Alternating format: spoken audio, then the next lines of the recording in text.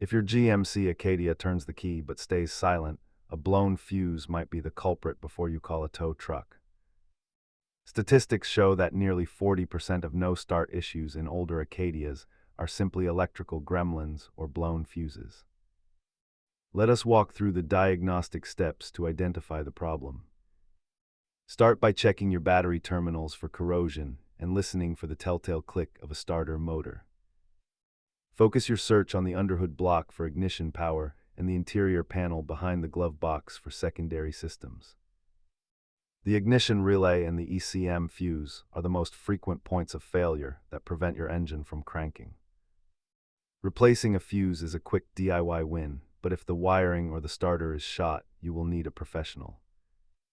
You can see the massive cost difference between a simple fuse swap and a full starter replacement at the mechanic. If the fuses look fine, use a multimeter to check for continuity or scan for OBDI codes to narrow down the fault.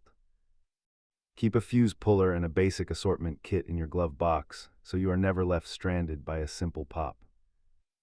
Always remember to match the amperage exactly, as putting a larger fuse in can cause a dangerous electrical fire. Diagnosing your Acadia starts with the basics.